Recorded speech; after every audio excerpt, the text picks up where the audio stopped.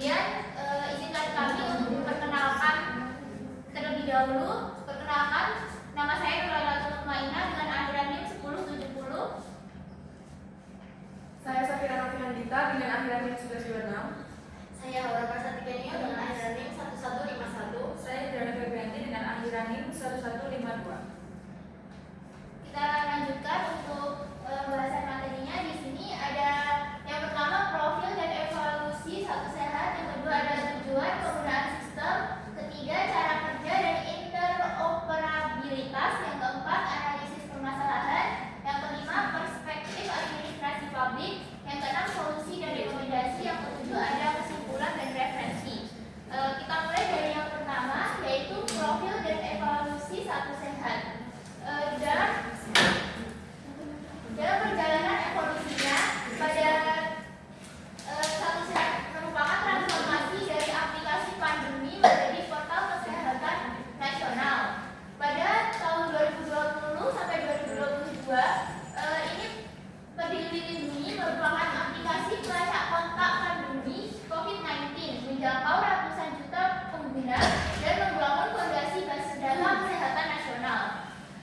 Lalu pada Februari tahun 2023, Satu Sehat model ini diluncurkan resmi oleh Kemenkes RI menjadi portal kesehatan pribadi seperti rekam medis elektronik, riwayat imunisasi, dan hasil lab digital. Yang terakhir pada tahun 2023 hingga saat ini, ekosistem IHS Indonesia Health Service Satu Sehat ini menjadi front end yang menghubungkan warga dengan semua fasilitas melalui satu identitas digital kesehatan yang unik. Ini tuh bagian dari pilar ke-6 transformasi kesehatan nasional, yaitu transformasi teknologi kesehatan. Lalu kita lanjut langsung yang kedua, yaitu tujuan penggunaan sistem. Mengapa Satu Sehat ini dibuat? Jadi yang pertama itu ada eliminasi fragmentasi data, yaitu data medis pasien tidak lagi tersimpan terpisah di setiap RS. Semua terhubung, dokter bisa lihat riwayat lengkap dari mana saja. Lalu yang kedua yaitu evidence-based policy.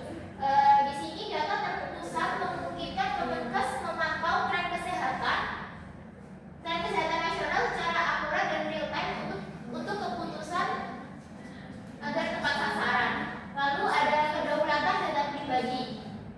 Warga berhak akses sendiri rekam medis, imunisasi, hasil lab, dan diagnosa langsung dari ponsel setiap warga. Lalu yang terakhir, efisiensi pembiayaan. Menghindari pemeriksaan lab berulang karena hasilnya sudah tersedia digital.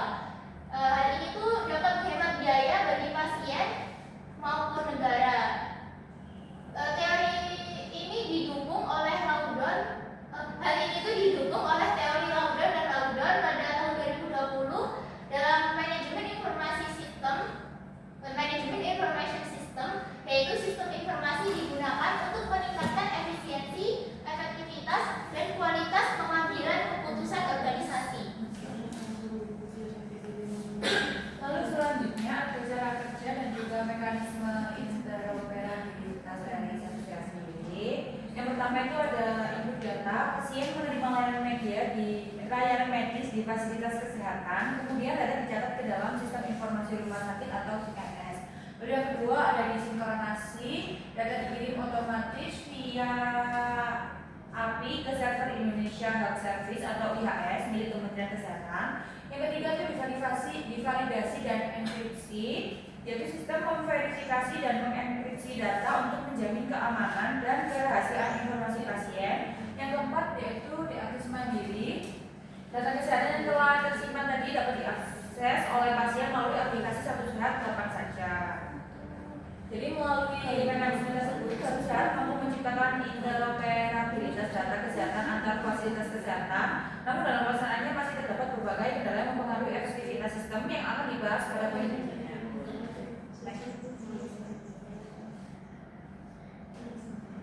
Lalu yang keempat ada analisis permasalahan implementasi.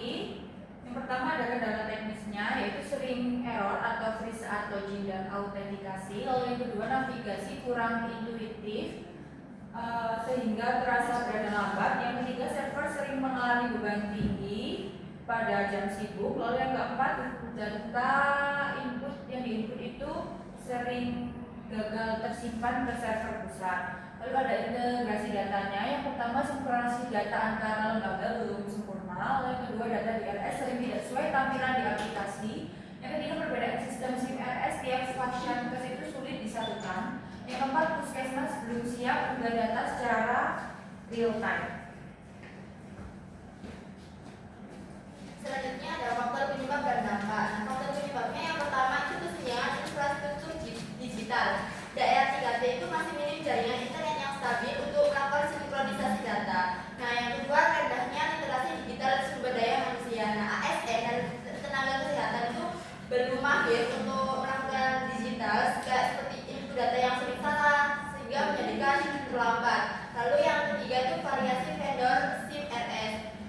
Standar HL7 Fire ini juga tidak konsisten diimplementasi tiap vendor pengembangan sistem rumah sakit. Nah, dampaknya yang pertama itu untuk menurunnya kepercayaan publik.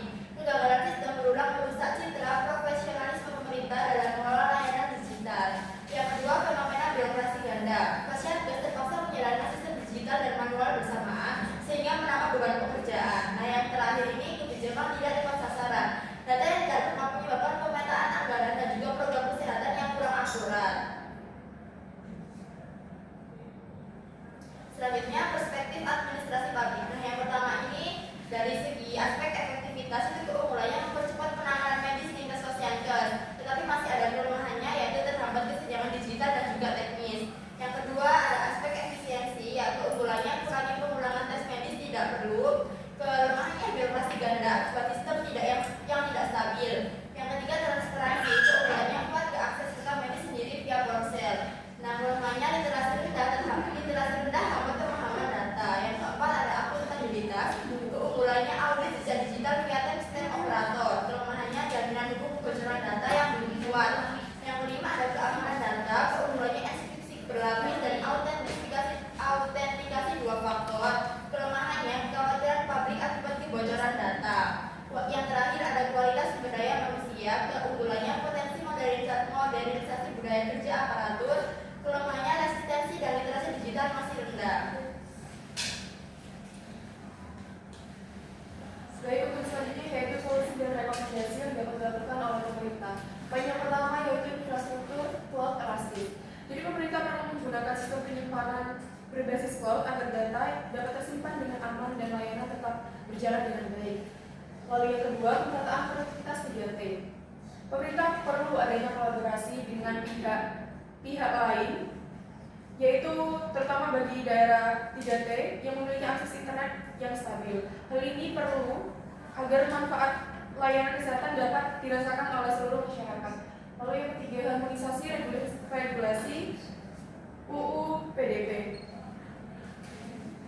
Standarisasi keamanan vendor SIM RS dan pengembangan help desk berbasis AI yang responsif untuk warga. Lalu upscaling literasi digital, pelatihan berkelanjutan bagi ASN dan tenaga kesehatan sebagai bagian dari KPI dan pengembangan profesional. Lalu human centered design, desain UX inklusif untuk lansia dan disabilitas dilengkapi fitur edukasi kesehatan interaktif. Dan yang terakhir, audit keamanan berkala, audit kepatuhan HL7FHIR dan penetration testing bersama BSSN secara lebih untuk melindungi data warga.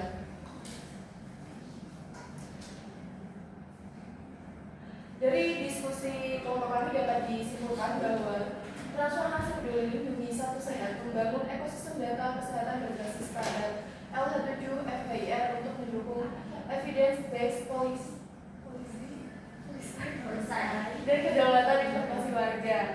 Namun, masih terdapat tantangan nyata, stabilitas teknis, kesenjangan infrastruktur di daerah 3T, dan rendahnya literasi digital SDM masih menjadi hambatan.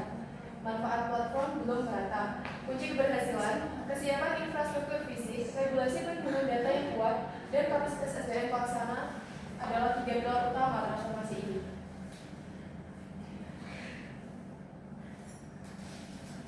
Apakah ada yang mau ditanyakan?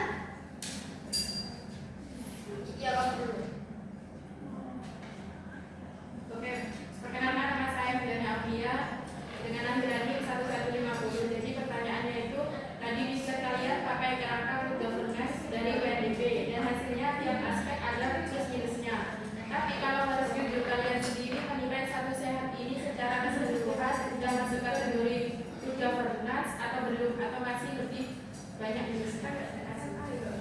Selanjutnya, Farah. Terima kasih. Perkenalkan saya Nurfaradia Anwar dengan akronim 1059. Tadi kan di slide dijelaskan bahwa suatu saat itu transformasi dari Peduli Lindungi yang awalnya buat pelacak pandemi yang dulu. Nah kalau itu, apakah data yang dikumpulkan waktu pandemi itu langsung pindah ke Satu Sehat? Kalau iya, gimana jaminannya kalau data itu nggak disalahgunakan? Secara kan konteks kumpulan datanya beda banget kan sama sekarang. Terima kasih. Selanjutnya, pertanyaan selanjutnya. Jadi Satu Sehat itu kan mengusung konsep satu data kesehatan nasional.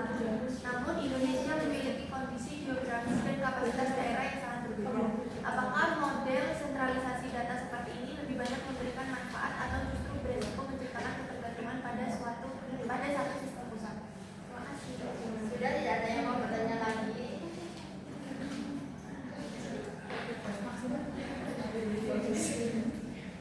Pertanyaannya kami tampung dulu ya. Bisa.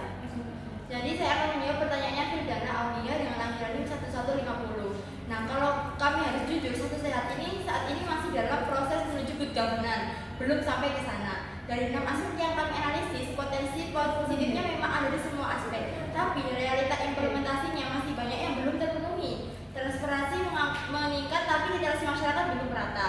Akuntabilitas ada, tapi jaminan hukumnya masih lemah. Efisiensi diharapkan, tapi birokrasi ganda justru terjadi. Menurut kami, yang paling mengkhawatirkan adalah aspek kepercayaan publik, karena good governance itu bukan hanya soal sistem yang bagus di atas kertas, tapi apakah masyarakat benar-benar percaya dan mau menggunakannya. Selama kepercayaan publik belum pulih sepenuhnya, Satu Sehat belum bisa disebut berhasil mewujudkan good governance. Gimana Firdana, apakah ada tanggapan? Sudah, terima kasih. Jadi di sini saya akan menjawab pertanyaan dari Farah dengan akronim 1059, yaitu berdasarkan yang kami baca ya, data dari Peduli Lindungi memang dijadikan fondasi awal basis data Satu Sehat, terutama data identitas pengguna dan riwayat vaksinasi. Tapi secara teknis datanya itu tidak langsung di copy paste begitu saja, ada proses migrasi dan validasi ulang. Soal jaminannya, pemerintah mengklaim data dilindungi dengan enkripsi berlapis dan mengacu pada UU PDB nomor 27 tahun 2022. Tapi kita juga harus jujur bahwa kekhawatiran publik soal ini itu sangat valid karena waktu pandemi orang-orang itu menginstal Peduli Lindungi dalam kondisi terpaksa dan tidak banyak orang yang membaca syarat dan juga ketentuannya. Jadi ada gray area soal konsen pengguna yang menurut kami sampai sekarang belum sepenuhnya diselesaikan secara transparan oleh pemerintah. Bagaimana jawaban? Sudah cukup. Terima kasih. Selanjutnya saya akan menjawab pertanyaan dari Monica dengan akronim 1130. Jadi menurut kelompok kami, model sentralisasi penuh seperti Satu Sehat sekarang itu resikonya cukup besar untuk konteks Indonesia yang sangat beragam. Ada 3 resiko utama yang kami lihat. Pertama, kalau server pusat down, seluruh sistem lumpuh serentak. Kedua, daerah 3T yang internetnya tidak stabil justru makin terpinggirkan karena dimaksa bergantung ke pusat terus. Ketiga, kalau sistem berpusat berhasil dibobol, data kesehatan seluruh rakyat Indonesia bisa bocor sekaligus. Jadi, rekomendasi kami bukan berarti sentralisasi itu salah total, namun modelnya perlu diubah ke federal system, di mana data tetap disimpan di level daerah masing-masing, tapi bisa diakses secara nasional saat dibutuhkan. Sentralisasi aksesnya, bukan penyimpanannya. Itu yang menurut kami lebih realistis dan aman untuk kondisi Indonesia saat ini. Apakah ada feedback? Sudah cukup, terima kasih. Baik.